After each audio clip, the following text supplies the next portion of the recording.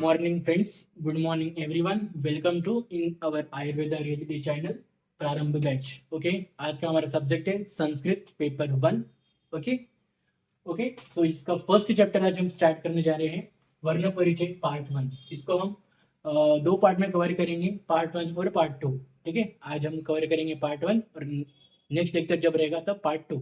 ठीक है, दो पार्ट में हम वर्ण परिचय कवर करेंगे। पार्ट 1 में हम देखेंगे वर्ण, स्वर, व्यंजन, महेश्वर सूत्र और प्रत्याहार। ठीक है, और पार्ट 2 में हम देखेंगे उच्चारण, स्थान और प्रयत्न। ठीक है, तो चलो स्टार्ट करते हैं हम आज का लेक्चर वर्ण परिचय पार्ट 1। ओके, सो चलो। सबसे पहले अब देखो वर्ण परिचय मतलब देखो सबसे पहला बेसिक चैप्टर संस्कृत को शुरू करते वक्त बेसिक चैप्टर कौन सा होता है? वर्ण परिचय होता है। जिसको कुछ भी नहीं आता है, जो एक समझो कोई एक पर्सन है, सो कोई स्टूडेंट है जिसको कुछ भी नहीं आता है, कि संस्कृत मतलब ही नहीं पता, संस्कृत का सब भी नहीं पता, तो वो स्टूडेंट वर्ण परिचय चैप्टर से स्टार्ट करेगा। ठीक है, और उसे यही चैप्टर स्टार्ट करना रहेगा। ठीक है, तो चलो, तो अगर मैं बात करूं वर्ण परिचय, अब वर्ण परिचय क्या देखने को मिलता है आपको? वर्ण परिचय से क्या समझ में आ रहा है कि हमें इसमें पूरे सारे वर्ण के बारे में परिचय देखने को मिलने वाले हैं, सारे वर्ण के बारे में परिचय पढ़ने को मिलने वाले हैं। ठीक है, तो चलो वर्ण परिचय पार्ट 1। अब वर्ण मतलब क्या? जो ध्वनियां हमारे मुख से निकलती वे वर्ण होते हैं। जो भी हम बोलते हैं, हम किसी के साथ बोल रहे हैं और जो भी ध्वनि निकल रही है बोलते वक्त, वो क्या हो गया? वर्ण हो गया। ठीक है, बहुत बेसिक लेवल का ही है, मैं बहुत बेसिक लेवल से बता रहा हूँ। ठीक है, इतना बेसिक लेवल कोई पढ़ाता नहीं है। ओके, सो वर्ण जो ध्वनियां हमारे मुख से निकलती हैं। ओके, जो ऐसे जो ध्वनि जो हमारे मुख से निकल रही है बोलते हो, अब मैं बोल रहा हूँ जो ध्वनि निकल रही है, ओके, मेरे मुख से निकल रही, तो वो क्या हो गई? वर्ण हो गई। ठीक है, कोई भी उससे निकल रही होंगी, अ ओ ए आई, जो भी ध्वनि निकल रही वो क्या हो गए? वर्ण होंगे। ठीक है, खत्म। वर्ण समझा? वर्ण क्या होते हैं? जो ध्वनियां हमारे मुख से निकल रही, जो ध्वनियां हमारे मुख से निकल रही है। स्वर, जो वर्ण जिन्हें बिना किसी सहायता से बोला जाता है, ऐसे वर्ण जो बिना किसी सहायता से बोले जाते हैं, जैसे अ ई उ रू लू ए आई औ। ठीक है, ए आई ओ, अच्छा स्वर, ये सारे 9 स्वर को हम बिना किसी सहायता से बोलते हैं। ठीक है, ये लिख लो, नोट कर लो, और ये बेसिक है, इसे बोल रहा हूँ, नोट कर लो और लिख लो। ठीक है, अ ई उ रू लू ए आई ओ। ठीक है, ये 9 स्वर अच्छा स्वर, इन्हें अच्छा स्वर भी कहा जाता है। अच्छा क्या है? प्रत्याहार। ठीक है, जब अभी मैं आपको प्रत्याहार पढ़ाऊंगा तो कैसे होता है वो मैं बताऊंगा। ठीक है, ओके। ठीक है, स्वर समझा? बिना किसी सहायता से बोलते हैं। अ बोलो, सहायता लग रही है किसी वर्ण की, किसी दूसरे वर्ण की सहायता लग रही है क्या अ बोलने को? नहीं, ई नहीं लग रही है। ओके, मतलब ऐसे वर्ण जिन्हें कौन से भी दूसरे वर्ण के साथ जोड़कर बोलने की आवश्यकता नहीं पड़ रही है, मतलब हम स्वतंत्र बोल पा रहे हैं उस वर्ण को। ठीक है, ऐसे वर्ण क्या होते हैं? स्वर होते, अच स्वर। ठीक है, सारे स्वर आप डाल सकते इसमें। ठीक है, अब व्यंजन, अगर हम व्यंजन की बात करें तो वे वर्ण जिन्हें किसी दूसरे वर्ण की सहायता से बोला जाता है, जैसे कि क बोलते वक्त क के साथ अ भी आ रहा है। ठीक है, क बोलते वक्त क के साथ अ भी आ रहा है बोलते वक्त। ठीक है, इसलिए क और अ को मिलकर हम क बोल रहे हैं। ठीक है, मतलब किसी दूसरे वर्ण की सहायता, किसी दूसरे शब्द की सहायता लग रही है क को बोलते वक्त, इसलिए वो क्या हो गए? व्यंजन हो गए। मतलब जिन्हें किसी दूसरे वर्ण के दूसरे वर्ण की आवश्यकता होती है बोलते वक्त। ठीक है, तो उसे क्या बोलते हैं? व्यंजन कहते हैं। ठीक है, सो क से न तक जितने भी व्यंजन है, 33 व्यंजन, तो 33 व्यंजन को हम हर एक किसी न किसी दूसरे शब्द की सहायता से ही बोलते हैं। ठीक है, क ख ग घ च छ झ झ ञ ज ब ञ, जो भी है। ठीक है, 33 व्यंजन। ओके, 33 व्यंजन आपको पता है कौन से, तो आप लिख लो। ओके, मुझे यहाँ पे जगह नहीं पड़ रही थी इसलिए मैंने लिखा नहीं 33 व्यंजन। ओके, मैंने आपको नोट्स में रहेगी 33 व्यंजन। ठीक है, अब महेश्वर सूत्र, नेक्स्ट टॉपिक है हमारा महेश्वर सूत्र। ये टॉपिक समझ में आ गया? हमारा पहला टॉपिक कवर हुआ वर्ण, स्वर, व्यंजन। ठीक है, बहुत इजी, बहुत बेसिक में मैंने बताया। ठीक है, अब महेश्वर सूत्र, अब हम आते हैं महेश्वर सूत्र में। अब महेश्वर सूत्र कैसे उत्पन्न हुआ? ठीक है, अब आपको मैं छोटी सी एक स्टोरी बताता हूँ, महेश्वर सूत्र कैसे उत्पन्न हुआ। ठीक है, देखो, एक पणिनि करके आचार्य थे। ठीक है, पणिनि करके आचार्य पणिनि, ये क्या कर रहे थे? ये तपस्या कर रहे थे। ठीक है, कौन? आचार्य पणिनि। जो आचार्य पणिनि थे, जो तपस्या कर रहे थे पिछले कुछ वर्षों से, मुझे पता नहीं एग्जैक्टली कितने साल से, लेकिन वो तपस्या कर रहे थे। फिर भगवान जो ब्रह्मा जी थे, ब्रह्मा जी ने इनकी तपस्या से क्या हो गए? खुश हो गए। जो पनिनी जी, आचार्य पनिनी जी तपस्या कर रहे थे, उनके तपस्या से भगवान ब्रह्मा जी, उनको स्मरण हुआ, मतलब ब्रह्मा जी को स्मरण हुआ कि आचार्य पनिनी जी बहुत सालों से तपस्या कर रहे, फिर उन्होंने ये स्मरण भगवान शंकर को दिलाया, मतलब ब्रह्मा जी ने ये जो स्मरण है, तपस्या करने वाली जो बातें हैं, वो किसको बताई? भगवान शंकर को बताई। तो भगवान शंकर जी ने, मतलब भगवान शिव जी ने, वो आचार्य परिधि जी के तपस्या से प्रसन्न होकर उन्होंने 2 बार डमरू बजाया। ठीक है, उन्होंने 2 बार डमरू बजाया, डमरू का वादन किया। पहली बार जब उन्होंने डमरू का वादन किया तो 7 स्वर, मतलब जो 7 वर्ण उत्पन्न हो गए। ठीक है, 7 प्रकार के वर्ण उत्पन्न हो गए। फिर उन्होंने दूसरी बार जब डमरू का वादन किया तो दूसरे 7 प्रकार के वर्ण का उत्पन्न होगा, मतलब और बने। ठीक है, मतलब ऐसे 7 और 7 ऐसे 14 महर्षि सूत्र उन्होंने उत्पन्न किए 2 बार डमरू बजाकर। ठीक है, कौन? भगवान शंकर ने। ठीक है, किसके तपस्या से प्रसन्न होकर? आचार्य पनिर जी की तपस्या से प्रसन्न होकर। और किन्होंने स्मरण दिलाया था भगवान शंकर को? ब्रह्मा जी ने। ठीक है, बस ये छोटी सी स्मॉल स्टोरी है, मैंने बहुत शॉर्ट स्टोरी बताया है। तो ये स्टोरी से ही मुझे सूत्र आया है। ठीक है, अब हम देखते हैं महर्षि सूत्र कौन कौन से क्या है। आपको महर्षि सूत्र टिप ऑफ माउथ में रट्टा मारना, पार्ट होना ही चाहिए on the tip of mouth. Okay, देखो कौन कौन से। अ इ उ न, रू लू क, ए ओ अंग, ए औ च, हयवरट, लन, इय न न, इय अंग न न म, जब इय गड दश, जब गड दश, खप छ, ठत छ, चटत व, कपय शश सर हल। ठीक है, कितने हो गए? 1 2 3 4 5 6 7 8 9 10 11 12 13 14, 14 महर्षि सूत्र हो चुके हैं। ऐसे 14 महर्षि सूत्र। ठीक है, यहाँ पे नंबर लिखना, मैंने नंबर लिखा नहीं है। ठीक है, क्या क्या है? अ इ उ न रू लू क, ए ओ अंग, ए औ च, हय वर ट लन, इय अंग न न म, जब इय गड दश, जब गड दश, खप छ, ठठ छ, तत व, कपय शश स र ह ल। ठीक है, ये कितने? 14 महेश्वर सूत्र। ठीक है, ये 14 महेश्वर सूत्र आपको टिप ऑफ माउथ में रट्टा होने चाहिए। ओके, अगर आपको कोई रात को ही पूछे कि जो महेश्वर सूत्र बताओ, तो आपको रात को भी बिना देखे बता लेना चाहिए। कितने? 1 मिनट के अंदर। ठीक है, ओके, तो ये है हमारे महेश्वर सूत्र। अब मैं आपको बताऊंगी महेश्वर सूत्र से क्वेश्चंस कैसे, महेश्वर सूत्र से क्वेश्चन कैसे पूछेगा। और जो अ, ये जो लास्ट की वर्ण होती है, न क य च ट म, य श श श व, ये और ये लो, इन्हें कौन सा वर्ण कहते हैं? इन्हें इत सज्ञक वर्ण कहते हैं। ठीक है, इन्हें इत सज्ञक वर्ण कहते हैं। इत सज्ञक वर्ण होते हैं। ठीक है, ये कौन सा वर्ण होते हैं? इत सज्ञक वर्ण होते हैं। ओके, ठीक है ना, इसे कौन से वर्ण कहते हैं? इत सज्ञक वर्ण कहते हैं। इत सज्ञक वर्ण मतलब जब प्रत्याहार का निर्माण होता है, तो तब ये जो वर्ण होते हैं ये कैसे, ये क्या हो जाते हैं? तस्य लोप से, इस सूत्र से गायब हो जाते हैं। ठीक है, वो मैं प्रत्याहार में बताऊंगा। ठीक है, तस्य लोप से का सूत्र। अब ठीक है,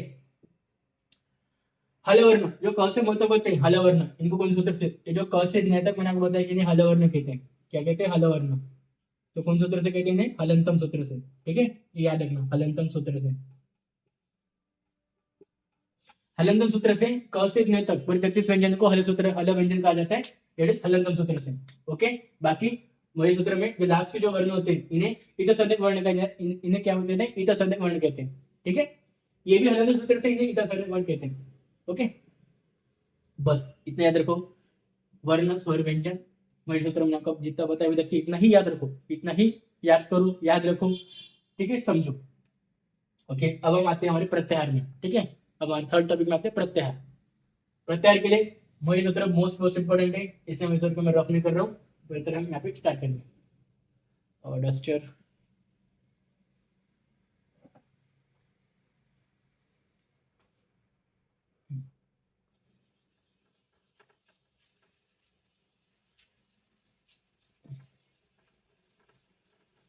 बहुत बेसिक से मैंने स्टार्ट किया वर्ण परिचय, इसलिए सब लोग नोट करते जाओ।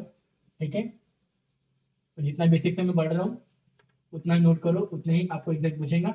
उससे आगे आपको एग्जाम में नहीं पूछेगा। अगर पूछेगा, पूछेंगे का चांसेस नहीं है ना, क्योंकि मैं बहुत बेसिक से पढ़ रहा हूँ। ठीक है, चलो, तो देखो प्रत्याहार क्या है टॉपिक? प्रत्याहार।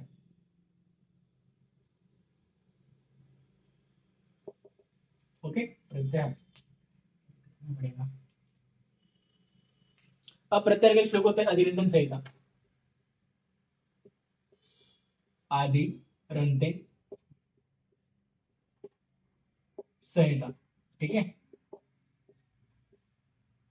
आदि मतलब पहले का, इसका मतलब कहते हैं ये क्या, आदि मतलब पहला, पहले। ठीक है, पहले इतसंज्ञक वर्ण, इतसंज्ञक वर्ण, और रंतन मीन्स इतसंज्ञक वर्ण। ठीक है, रंतन मीन्स इतसंज्ञक वर्ण।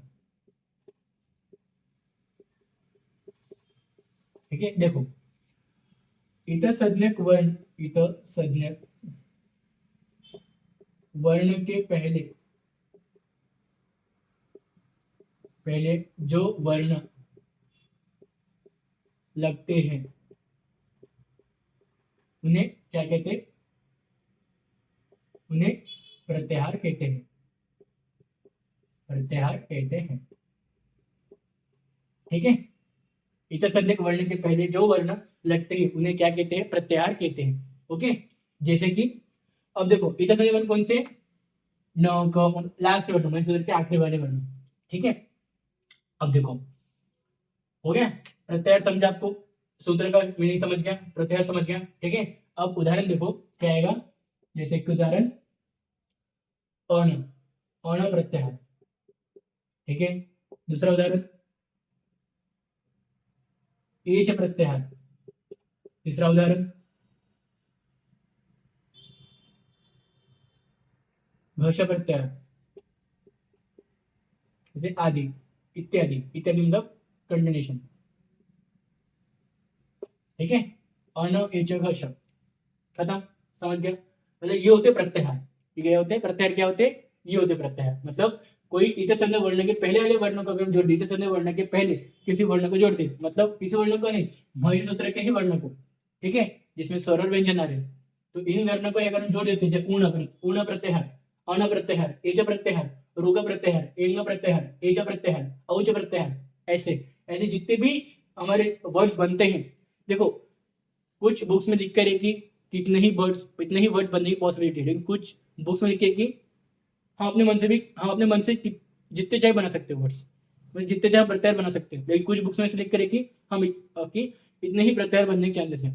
ठीक है, लेकिन कुछ बुक्स में ऐसा है कि हम अपने मन से भी प्रत्याहार को निर्माण कर सकते हैं। ठीक है, जितने निर्माण कर रहे हैं हमारे हिसाब से। ओके, इतने याद रखना। ओके, सो मैंने क्या, तो इतने सारे पढ़ने पर जो वर्ण लगते हैं उन्हें प्रत्याहार कहते हैं। ठीक है, उदाहरण जैसे अन, एच, घश इत्यादि, और आप ऐसे बहुत सारे बना सकते हो। ठीक है, प्रत्याहार। ओके, अब प्रत्याहार में आपको काउंटिंग, अगर आपको पूछेगा कि प्रत्याहार, आपको अगर आपको पूछता है कि अणु प्रत्याहार में कौन से वर्ण आते हैं, एच प्रत्याहार में कौन से वर्ण आते हैं, तो आप कैसा करोगे, तो आप कैसा समझोगे कि कैसे आते हैं, कौन से प्रत्यय, कौन से वर्ण आते हैं, तो कैसा आप करोगे। अब देखो, अब जैसे कि मैंने आपको एक क्वेश्चन दिया कि अणु प्रत्याहार में कौन से वर्ण आते हैं, अणु प्रत्याहार में कितने वर्ण आते हैं। ठीक है, अणु प्रत्याहार में कितने वर्ण आते हैं, तो कितने आते हैं अणु प्रत्याहार में, चलो गिनते हैं, 1 2 3, कितने आते हैं, 3 वर्ण आते हैं। 9 को नहीं गिनते, क्यों नहीं गिनते, क्योंकि तस्य लुपस्य से, तस्य लुपस्य इस सूत्र से इतसंज्ञक वर्ण गायब हो जाते हैं जब हम प्रत्याहार को बनाते हैं। अब मैंने प्रत्याहार को बना दिया, कैसे, क्योंकि मैंने काउंट किया वर्ण को, अ ई उ, ये 3 वर्ण आते हैं, कितने आते हैं, 3 वर्ण आते हैं।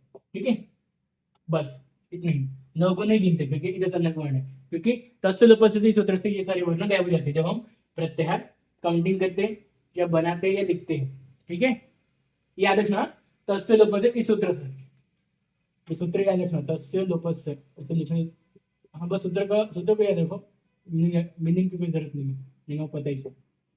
तस्य लोपस्य एमसीक्यू पूछा जा सकता है।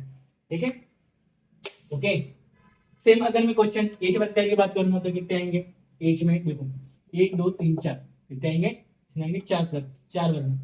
सेम घश, और ऐसे में कितने भी, ऐसे आप कितने भी अपने मन से प्रत्याहार बनाकर खुद से आप क्वेश्चन बना सकते हो। ठीक है, प्रत्याहार के ऊपर, तो ऐसे क्वेश्चन आपको प्रत्याहार के ऊपर से आएंगे एमसीक्यूज में, वरना पर जैसे आपको 5 मार्क्स 5 एमसीक्यूज।